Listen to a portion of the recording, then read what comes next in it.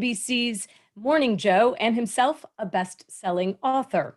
The two are going to be talking about Senator Klobuchar's timely new book, a New York Times national bestseller, Antitrust, Taking on Monopoly Power from the Gilded Age to the Digital Age. As a ranking member of the Senate Judiciary Subcommittee on Antitrust, Competition Policy, and Consumer Rights, Senator Klobuchar provides a fascinating exploration of antitrust in America and offers a way forward to protect all Americans from the dangers of competition through monopolies. It's meticulously researched, and it's truly an amazing and compelling read. The book is available from the official bookseller of the National JCC Literary Consortium, Acapella Books, or from any of our participating JCC's local independent booksellers. Just go to their website and you can get links there. Okay, so I know you're going to have a lot of questions for both of them. So if you look on the bottom of your screen, you'll see there's a Q&A section, not the chat section, the Q&A. If you put your questions there towards the end of the conversation, we will try to get to all of your questions for both Senator Klobuchar and Joe Scarborough. Okay, so on to the main event and our very special guests this evening. Our moderator this evening is Joe Scarborough, co-host of MSNBC's Morning Joe alongside Mika Brzezinski. In addition to his celebrated television career, Joe is a two-time New York Times best-selling author himself. His most recent book is Saving Freedom: Truman, the Cold War, and the Fight for Western Civilization. Joe served as a Republican congressman from Florida from 1994 to 2001. While in office, he was a member of the Judiciary, Armed Services Oversight, and National Security Committees. And our esteemed author tonight, one of my personal heroes, Senator Amy Klobuchar. She's the senior senator from Minnesota since 2007, the first woman from that state to be elected to the U.S. Senate. She was born in Plymouth, Minnesota, and graduated from Yale University and the University of Chicago Law School. She lives in Minneapolis. So please welcome both Senator Klobuchar and Joe Scarborough to our virtual stage. Good evening, and I am going to, Hey, Joe. hi there. Joe, are you there, Joe? There's Joe. There he is. All right, I'm going to disappear, and I'll see you towards the end to bring you some Q&A, so have a great conversation. All right, thanks, Holly. Fantastic. Thank you so much. So, Senator, it is great to talk to you. It's great. I'm so thankful that you asked me to be part of this, because we talked about this even before the book came out. I'm just so excited about it. But we need to talk first. I know that everybody shares our sympathy with you about the passing of your father. And I had heard that your dad, you talked about some of his struggles and how strong he was getting through those struggles. And I had heard that he was kind of big in Minnesota, but my gosh, I read the New York Times article on him, and there aren't a lot of people that the New York Times call a folk hero and write this sort of life story that they wrote about your dad. What a remarkable man in so many ways. Oh, well, thank you. And, he led a full life. We lost him last week at 93. And to the end, he had Alzheimer's the last few years. He was still actually kind of hilarious, telling funny stories. And at one point last week, he looked at me and he goes, "Look, if you miss me, don't blame me."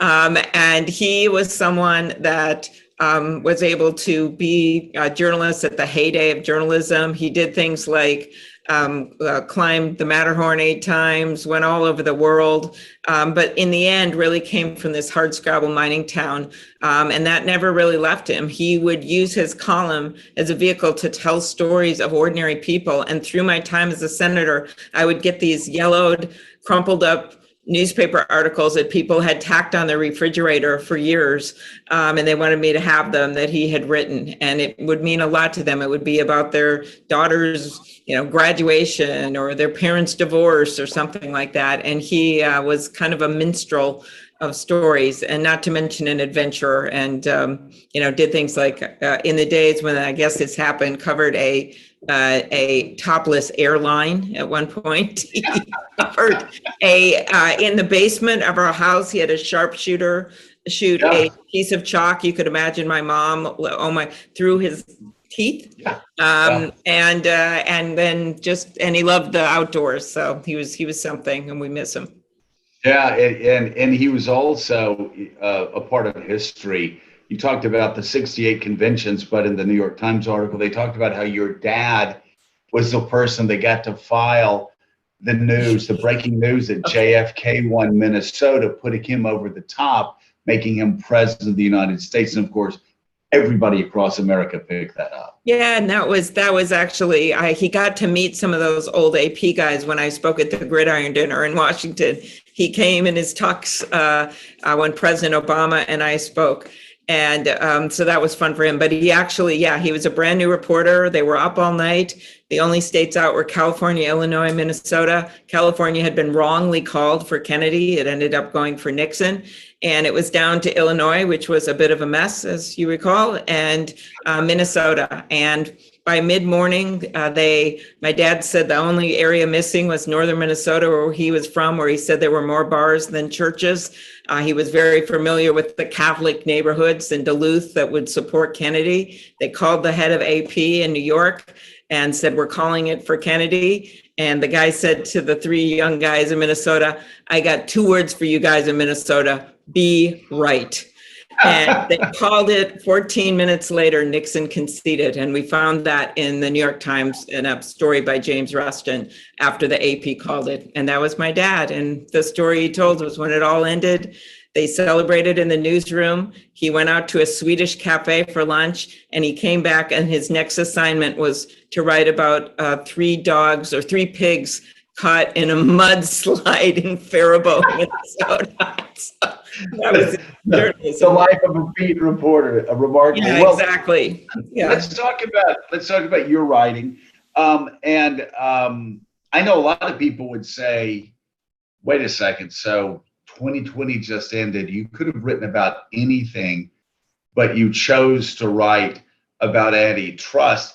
I'm not one of those people because oh yes, even before the election, I was the old lawyer in me.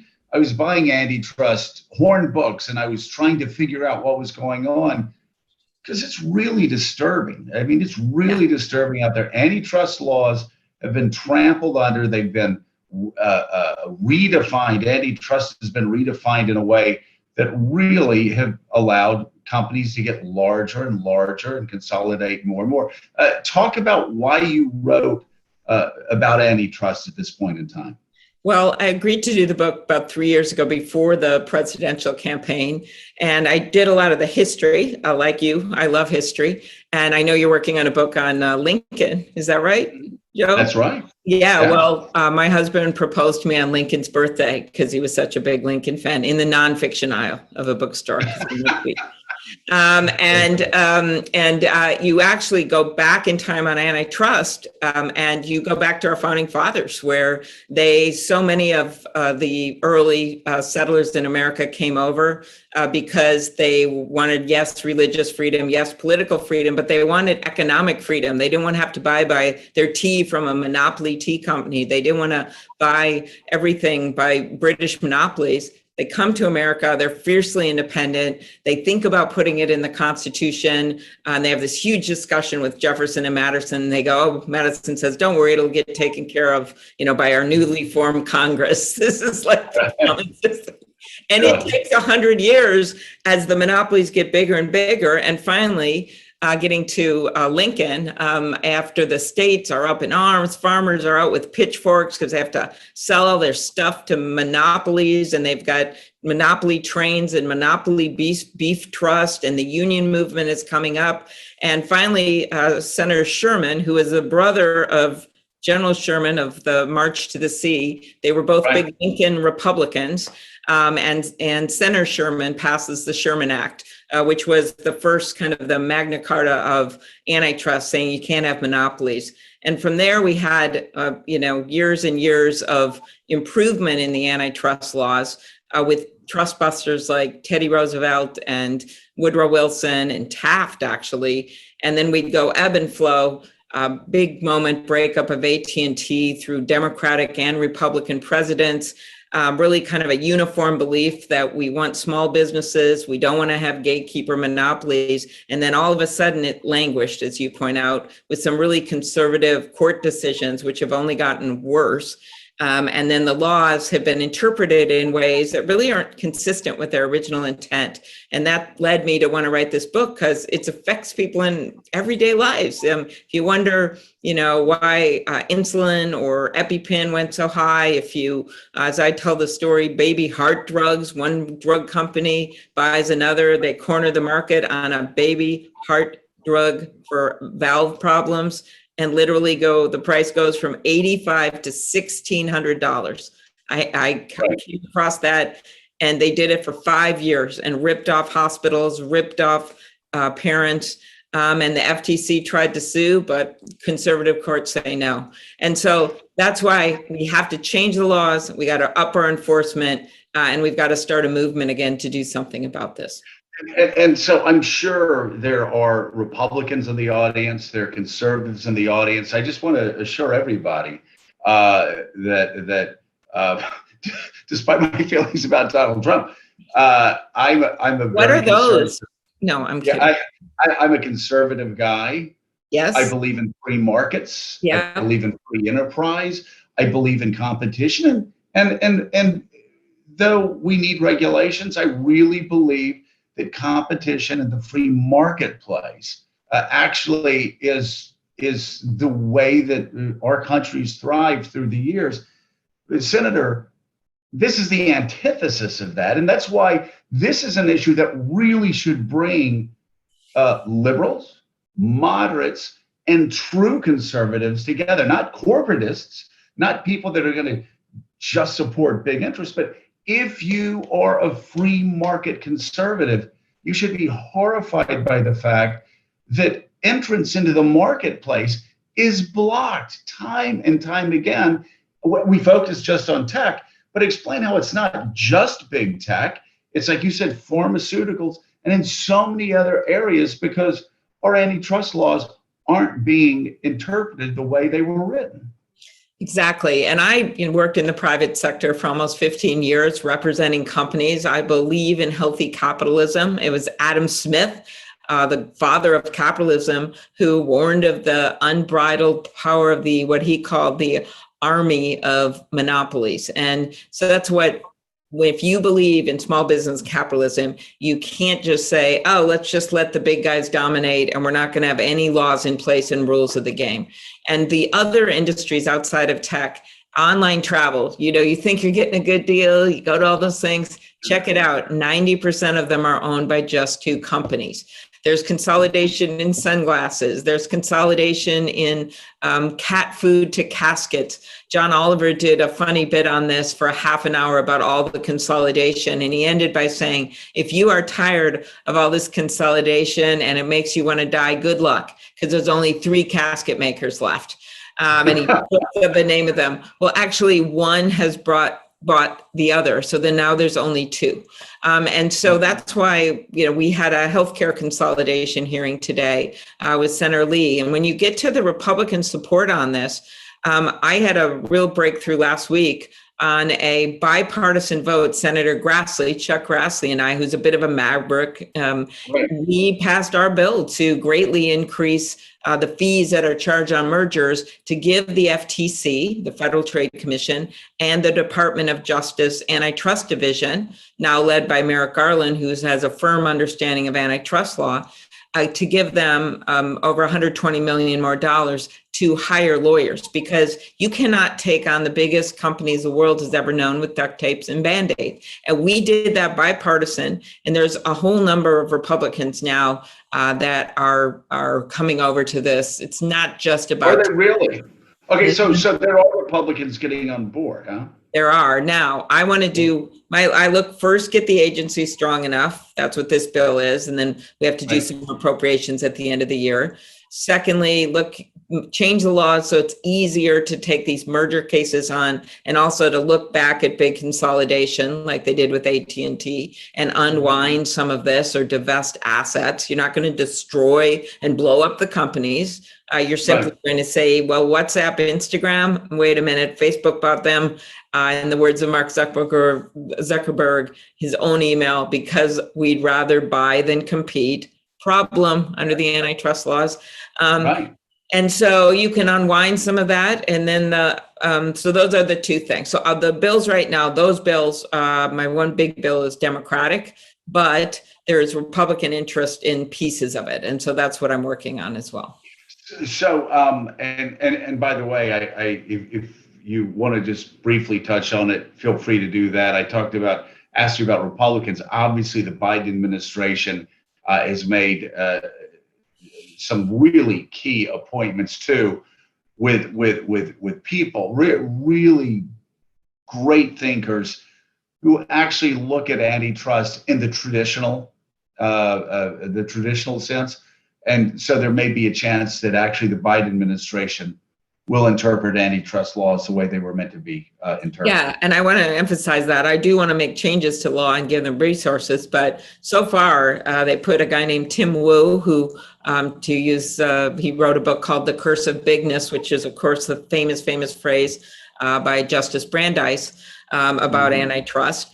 And he really thinks outside of the box and is well respected as the economic advisor on antitrust in the White House and technology. And then you've got on the FTC, they put forward the name of Lena Khan, who got overwhelming support in the Commerce Committee. Not everyone, but a huge number of Republicans. And she's the one that wrote now I know this sounds like a paradox, but a viral law review article about Amazon and monopsonies, and about how all of this needs to be looked at in a different way. And so again, another out of the box thinker who I don't think people ever would have thought could get that kind of bipartisan support. And then as I said, Merrick Garland used to teach antitrust. And he handled cases as a judge. So I think all of this is really exciting in terms of having a new breath on this. And I'll note the end of the Trump administration, under the leadership of Chairman Simon at the FTC and Macon Delrahim at the Department of Justice, they did bring those groundbreaking cases against Google and Facebook. And I think the fact that it started in a Republican administration bodes well, because most of these things that have gone big to make changes have not just been brought by one party. They've been brought over 2 or 3 administrations. Right. Speaking of the tech companies, I've never gotten into stocks. I never had the money to invest in stocks. Now that I have some money to invest in stocks, they scare me. It's an inside game, but I called somebody maybe 6 months ago when the markets went down a little bit. I said, I hate investing in stocks, but am I being really stupid here? There's some stocks to invest in. His quick reply to me was, he was the smartest business person I know. His quick reply was, well, of course there are. Buy the monopolies. And I laughed at the monopolies. He goes, buy, and I thought he was joking. He goes, I'm not joking, they're monopolies. I go, okay, well, what are the monopolies? He goes, duh, Amazon's a monopoly, Microsoft's a monopoly, Google's a monopoly, Salesforce is a monopoly. And he said, PayPal was a monopoly, not as much of a monopoly. He goes, but buy the monopolies, they will never go down. And I sat there thinking about it. They are monopolies. I mean, I know when I was actually in Congress, the Justice Department went after Microsoft, but it's still pretty much a monopoly. Nobody's challenging Microsoft. Nobody's challenging Amazon. How do we, and Facebook, of course, is the biggest. How do we, I could go on and on about Facebook. No, I know. And I think people you got to look at each one in their own markets. I'm not going to go through all of them, but Google, you mentioned, they have 90% of the search market.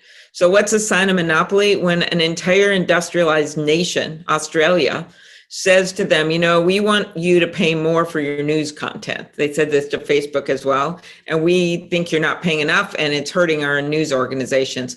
Those guys just said, you know what? We're going to pull out of your country. and leave you with no one. Microsoft said, oh, we'll step in, but they had less than 5% of the search market. So finally, there was so much international pressure that they stayed in and started negotiating. But and we in the US have a bill to try to do something about that, to give the news organizations the clout to be able to coordinate to negotiate with the tech companies. That's something I have with Senator Kennedy, actually. Right. But that just is an example. Or you've got, as we discussed with retail, Amazon, or you've got Apple with these app stores. Just an amazing story where certain of their actual competitors, like Spotify, to use the App Store, which has basically become the modern web on Apple phones, they have to pay 30% of their revenues to Apple, and they can't say, when they're with all of the business they have to do on the app stores, oh, you can get a cheaper deal on our website. And that was a very bipartisan hearing we had with Senator Lee and I had about a month ago on that. And I think I think there's going to be a lot of things going on with that. Yeah. What about Facebook? Let's talk about my pet peeve with Facebook, and you know, they're basically a monopoly. And also the part that concerns me the most is they have such a disproportionate share of the news market, in that, you know, over 50% of people get their news from Facebook, and yet they're not treated like a publisher.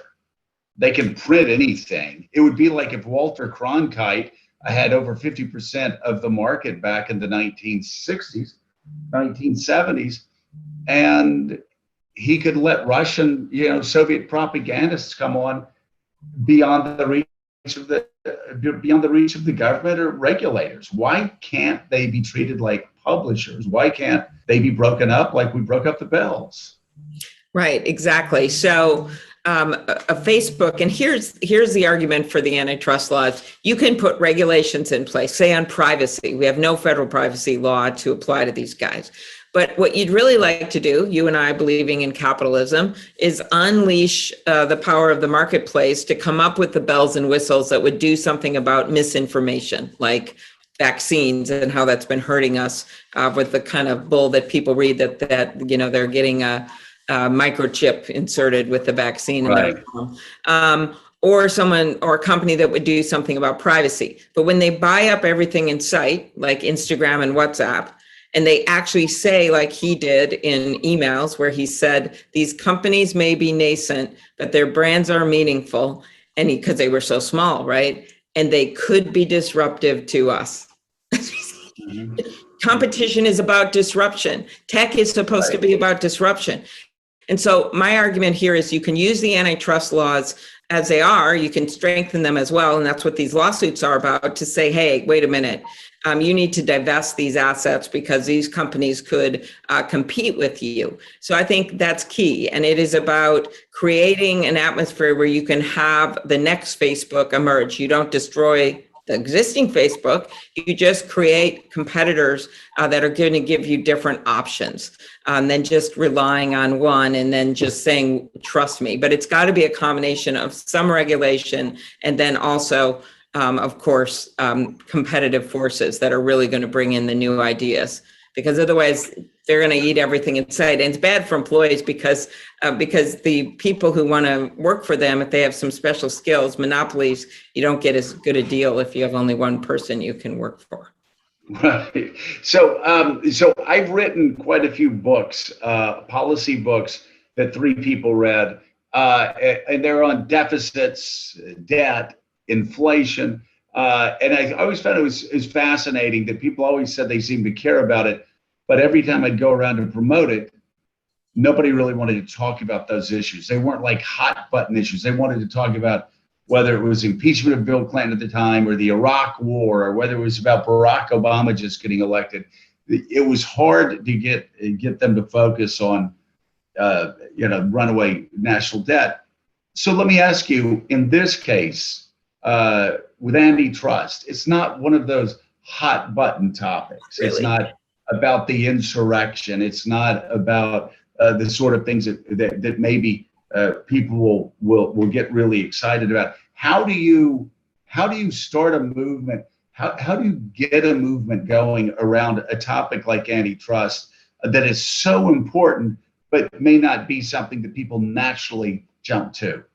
Right. Like we don't have campaign songs like they did in Teddy Roosevelt's day about antitrust, bust Right. trust song for, I think, Woodrow Wilson. And what I think you need to do is to really make the case to people, like I just did with that drug story with the baby heart drug, the reality of this and how it hits their lives. And you're starting to see so many people talk about things are too big and I don't like this situation, worried about their privacy, worried about other things. And then you've got to lead. And as you know from being in Congress, Joe, sometimes you just have to lead as an elected official. I think that's what you're starting to see happen. Baby steps, yes, but that's just starting to happen. And that's why I wrote this book. I used over 100 cartoons to make it more interesting. I did everything I could. I did call it, even though I think it should be called competition policy, because then you can encompass other things like immigration reform, non-compete agreements, all kinds of things. I called it antitrust because I thought it was kind of a metaphor for what's happening right now. And also, as you know, from the debate stage with my chief rival, but actual friend, Pete Buttigieg, he wrote a book this fall called Trust. So I thought I would call mine Antitrust so that our rivalry would never end. But in any case, I just urge people to read it. And at the end, I have a roadmap of 25 things, a third of them for Congress, a third of them for the new administration, and then a bunch of things that regular people can do, like giving them a list of different sites they can get on to get updates on what's happening. Obviously, calling their member of Congress, asking them what they're doing on antitrust, just getting more informed about it. I don't expect people to follow all these complex court cases and what the economists are saying, because the problem is that's what's happened to this subject. It's become the subject of these high-paid consultants and people on both sides. And I just think you need to get regular people. They know by instinct if there's not enough choices, and they also know what happens to them, not just with consumer prices, but why is it so hard for the biggest companies in the world to give them their privacy or to not have misinformation or a bunch of discriminatory content on their platforms? They know that they could do better. It's so interesting talking to you about antitrust that obviously so many Americans are concerned about the fact that Republicans and Democrats haven't been able to get together much over the past 20 years or so. The division seems to continue to be growing in a lot of different areas. But it sounds like an antitrust. There's actually a possibility of a bipartisan breakthrough. You could even get to 60 votes on certain type of legislation. What is that legislation right now? If you had to guess, if you push this really hard and Americans got engaged on it, what would that legislation look like that could pass with 60 votes? So I think the first thing passing on its own will be this fee bill, because we want to get the resources right there. And I also thought it was important to have a victory write-off. So I think that's going to happen. Just believe me on this. Then you've got the next one is some of the things I talked about. Now, you could do, say, special bills on certain industries. There's a bunch of things you can do with pharma, Medicare negotiation, bringing in less expensive drugs. Tech is an area of common interest. You could do something on the app stores. You can do something to limit the gatekeeper behavior. But what I would rather see, if I could just wave a magic wand, is probably the hardest thing to do, is to just do some, I don't consider them at all radical, broader things. Like, say, if you've got a mega merger over $5 billion, then you've got to show that it doesn't hurt competition, as opposed to making the government prove that. That's called burden shifting, and it would make a big difference in all of this consolidation. Or looking backwards at what we call exclusionary behavior. That's when you put your own products at the top of the search engine, or you reference your own offering, your own product, that you say, nope, that's not okay, you can't do that. And then you get penalized to do it. Bigger fines, we have a provision for that. And I think there could be a lot of support for that to make it really hurt. Because, right now when Facebook got fined $5 billion. That sounds like a lot to you and me, but when they got fined $5 billion for Cambridge Analytica and hurting 85 million people's privacy and violating the conditions of a consent, their stock went up because it was viewed as just a slap on the wrist by the market. And so these companies are making literally in a few days the entire budget of the antitrust division of the Justice Department. So, that's what we're dealing with. And that's why I think really taking them on in a big strategic way is going to be really important. And I love that we have these new products. I wear a Fitbit. I've got an iPhone. I'm happy that we've employed people and we've given the world some of those options, especially during the pandemic. But just because we went after AT&T and we did incredible work, our government. We reduced long distance rates. We took the cell phone industry because of the forced breakup of AT&T from a Gordon Gekko briefcase, big cell phone to what it is today. Right. And that maybe there was the arguments made back then, oh, wait a minute, it might be bad for security, but AT&T did so many good things. Yes, they did. But in their own words of their own chairman, they came out of it a stronger company because they were forced to compete. And that was, of course, a vertical monopoly. They owned all the stuff under them, all the equipment.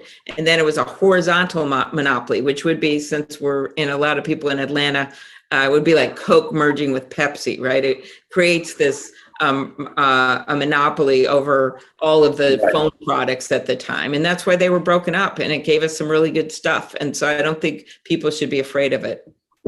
Well, you're talking about AT&T. Let's talk about not just AT&T currently, yet another consolidation of that media company, but we could talk about, obviously, Comcast has been a company that writes my checks, has been trying to merge with one media company after another. And it's so fascinating that we started when you and I were growing up. Maybe I'm older than you. There were 3 channels. You had ABC, CBS, NBC. If you're lucky, your antenna would pick up all 3, and then you get PBS. And we've seen this explosion of cable, and now there's hundreds and hundreds and hundreds of channels. Now every media company knows that in 5 years, 7 years, 8 years, we're going to be reduced back down to 4, maybe 5 massive streaming companies. So you'll have Apple, you'll have, you'll have Netflix, you'll have, go down the list of the 4 or 5, but they all believe only 4 or 5 are going to survive. And we're going to be back in 2030 where we were in 1972, where we're going to have like 4 or 5 choices because of this consolidation. Well, and I think that's why it's so important to have this active Justice Department that's basically, when they do these deals, sometimes they reject them, as you know, with one of the Comcast deals. And then sometimes they okay them, which they did with another. But then they're supposed to put these conditions on them if they do that. And sometimes it means saying, okay, you can buy this company in this area, but you're going to have to not buy that part. You got to sell that part, because otherwise you would be the gateway company for, I'm making this up, 80% of the business. And so they have to, but if they don't enforce those and they don't make them dot the I's and cross the T's, you've got a real problem. And this interesting, the AT&T thing that just happened is, of course, they ended up spinning off basically the merger that they had made to put the content somewhere so they could focus on phone service. So that will be a different situation. I think it's not and in fact, the Macon Delrahim, who had brought the case against AT&T, Time Warner originally, his quote was, "See, I told you so, that this wouldn't work," even though they were competitive. He had done that in the Trump administration, so they ended up splitting it up anyway. So well, we are coming up on 8:40. I was told for us to go 40 minutes and then have 20 minutes of questions. Great. Anything you want to wrap on? Yeah. Mm-hmm. Any final thoughts on the book before we open it up to questions? The cartoons are funny. They're good. There's a lot of footnotes that my husband wrote, all of them, and I kept every one of them in to save our marriage. And he is a law professor, so he did a lot of the legal research. So they're very dense, but you don't have to read every footnote. And I had no legal researcher. We kind of did it. So I think that people like that. Oh, there's some great stories, like of the woman who invented the Monopoly board. And she invented the Monopoly board. Her name was Lizzie McGee. She hated monopolies, and that's why she did it. And then in the first time in the history of America, a man took credit for a woman's work, Joe. Never happened again. Never happened before. This Atlantic City guy took her idea, sold it to Parker Brothers. She got totally screwed and got $500 out of it. But there's a picture of her with the original Monopoly board, there's just some very cool stories of people, women especially, who were involved in this early on. So I'll have to tell Mika that story, because Mika always tells the story whenever she doesn't know your value, about how you can have 18 men sitting around the table and 2 women. A woman will come up with a great idea. Some other guy will repeat the idea 5 minutes later, and all the guys will turn and go, great idea. So I'm going to give her this Monopoly board. Yes, she should read this section. It's very funny. But at the Obama White House, they actually started to talk about it at like meetings. They'd say, okay, you just did that. Good. All right. Holly. I love it. Thank you for bringing me back in, because there's some great questions for you. So let me start with this first one, Senator Klobuchar. How do you propose to have some impact in the pharmaceutical and biotechnology area, but not do anything to negatively impact innovation?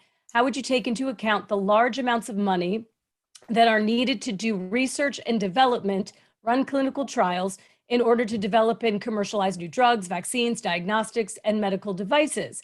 As we've seen over the last year, innovation in the US by pharmaceutical and biotechnology companies has had a major impact in providing vaccines for COVID, for example. Yes, excellent. And we're very proud of that. And big is not necessarily bad. It's just, is there competition? And you can have big companies that are competitive in some areas and not in others. But the answer can't be, oh, let's go be like China in order to compete with China and just have one company. One of the reasons we got to this point where we were able to do this incredible work on vaccines is that we did have a number of companies through time and places for people to develop their ideas, especially internationally. That being said, you have clear examples in the pharma area, probably more clear than any other area, where something will happen with a certain drug, like insulin, which had always been cheap. And then all of a sudden, a generic gets off the market, someone else gets off the market, and the ones remaining go, let's go for it. They raise the price. EpiPen, when there wasn't a competitor for a while, those prices went through the roof. You see this time and time again. So the answer to me is yes, the antitrust laws, enforce them, and they have been enforced over the years, but reinvigorate that. But then also do some specific things that would really be helpful for the millions of seniors out there to negotiate prices under Medicare or through the government would be very helpful to them. To bring in less expensive drugs from other countries. I think that would greatly help. Safe countries. That was a bill I had with Senator McCain, and now Senator Grassley's doing it with me, with strong support from Bernie Sanders. You've got ideas that we did with Senator Lee and Grassley, and Senator Leahy led this bill to make sure generics can get their products on the market because they're great competitors. And the all-time funny example of what monopolies do to limit competition, the big pharma companies sometimes, and they did it before in a big way before a court decision came down, pay off their generic competitors to keep their products off the market. It's called pay for delay. So everyone benefits except us. And so I think those are examples that anyone that looks at them says, wait a minute. And you can still have major companies that develop drugs and do great things. But I think allowing for that competition is going to be better for everyone. You know, insulin, talking about insulin is so important. I have a son who's a type 1 diabetic, and I have seen insulin prices explode over the past 15, 20 years. I've asked why. And I'm like, have they updated? No, it's the same insulin. It's the same product. They can just get away with it. And because people have heard me talking about Andrew. I'm fortunately very blessed. We're able to afford Andrew's insulin. But I've had people on planes. I've had people walking around my neighborhood, just saying, "Hey, I can't afford my insulin and my child's tuition. I can't afford." And you talk about they're not being melodramatic. They don't know what to do. This isn't like some 30-second political ad. This is it's real. This is life. And Life and the death. only way drug companies are getting away with this, selling the same thing they've been selling for 20 years and charging, 5 times, 10 times as much, as they're monopolies. Because they can. So They Mindy, can be monopolies over certain types of drugs, and that just shouldn't happen. So, and there's ways you can step in and make sure it doesn't happen, including bringing in less expensive drugs. If they're going to charge so much, that triggers something where you can start looking at safe foreign options, and then that will probably make them not want to charge that much, and then they won't trigger it. It's things like that. Mindy Shaw says, can you please comment on the impacts of private equity firms acquiring smaller private businesses such as retail or healthcare and building monopolies? Do you see any strategies for addressing this change that could protect small business owners and the employees that they employ? Sure. So this came up today, actually, at our hospital consolidation hearing about equity firms buying out hospitals and things like that, with a weird meeting of the minds between just the pair you'd imagine, Richard Blumenthal, who's a good guy, and Josh Hawley. Okay, they were both. Okay. That's what I mean. Wow. What's going on? But there is a problem, and again, I just keep going back to antitrust, because looking at ownership and what's happening and making sure that there is competition, you get to that. There's also the problem right now of, and this is a complicated area, which I won't go on, but it's basically hedge funds. And they are cross horizontally. They have large ownership in, let's say, railroads. And Warren Buffett, he sold them, but he owned almost the biggest stock, or one of the biggest stock holdings, in almost every major airline, right? So they start having horizontal shareholding, it's called. They start having mega influence in all the competitors at the same time. And there's a guy at Harvard who's actually looked into all this. I suggest we have to study it more, because you don't want to hurt small institutional investors. But that is another piece where the financial markets really play out when it comes to antitrust, in addition to this, what we're talking about with the ownership from the outside. We've certainly seen that in newspapers when hedge funds are coming in and buying things. And Cam has a good question. She said, I found your book very informative. Since big tech and other mega companies like Walmart are popular with consumers, do you worry that increased regulations, taxation, even breaking them up, will hurt what consumers love about them? For example, convenience, low prices, and large inventory. No, I don't worry about that at all, because I think that what we're talking about here is not blowing up our whole economy. We're looking, if history